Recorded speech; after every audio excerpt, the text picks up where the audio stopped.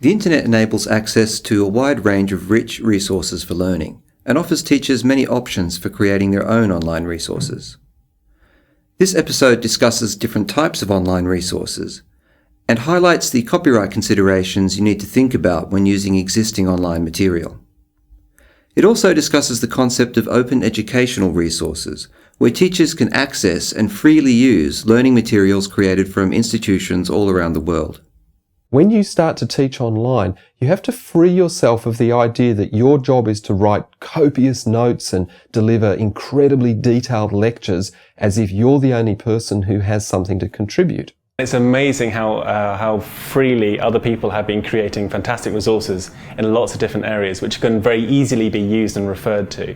I don't think necessarily you have to make it yourself. It's up to other academics then to sort of look at those materials and see how they can use them in their own teaching. Validity of the material that's available, there's some really good stuff that's available open source on the web. I've never been a person who said, "Oh, never use Google." I think if it gives you what you need, use it. But be aware of what it is that you're using and be aware of the context in which it was created and be aware of whether or not it breaks the law. Well, increasingly the resources in libraries are online journal articles, online conference papers, book chapters and so on. Databases like TV News, which enables academics to have access to news programs. Databases that have high quality images, for instance, ArtStore. The best response we've got from students is definitely on the audio material we've produced. We're getting a lot of good results from students who are actually hearing the academic voice. One of the things that we've been doing is trying to capture technical processes that we do at the college, which are either endangered or there's so much technical process involved in a particular subject we feel that there's not enough time to keep on doing demonstrations. Sometimes once isn't enough. So we're capturing those kind of technical masterclasses so the students can review it. Even things like making available lecture notes, syllabus, details, organisational details about when exams are taking place and so on. Just some real basic information resources and organisational aids for students can make a big difference. There's a sense of confidence that the students always have access to the information 24/7. If they miss a handout in class but it's online, they can always go and get it. And if someone emails you after the class, and even though it's on the weekend, it's quite quick to be able to direct them to a resource that can help them solve their problem.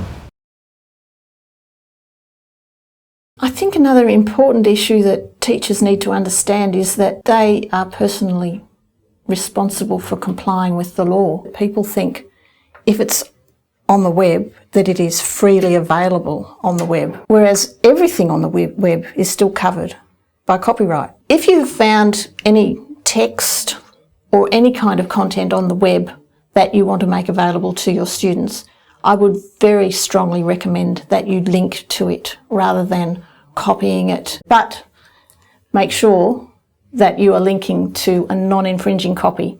Academics trying to understand copyright issues should go to the copyright pages of their own institution first, because that will give them not only information about the Copyright Act, but also their own institution's approach to managing copyright.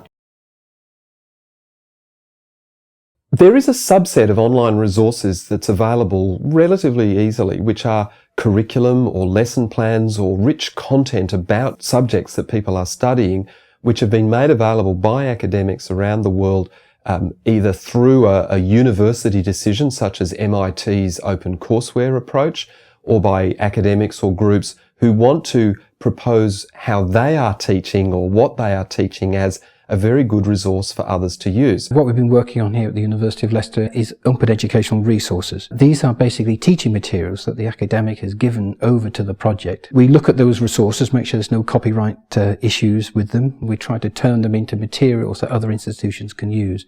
We then place those materials on an open repository at the university here, so they're then searchable by Google and other tools. And we also then place them on Jorum Open. It's a sign that that idea of public ownership or public utility of information is becoming more and more widespread. And as we get more video, more images, more sound into that, it becomes a really rich base from which students and teachers can incorporate some sort of media forms into the sort of work that they're doing. You're not contributing the last word. You're not delivering the final sermon on the content in your unit. What you're delivering is something much more challenging and intellectually stimulating, which is questions, points of view, challenges, provocations, and maybe a little bit of content through which you weave all of the material that is available online. There's so much good material out there now that the academics should feel a lot more confident in actually using those materials, and then spend more time perhaps on actually getting students delivered through those materials and getting the successes at the end.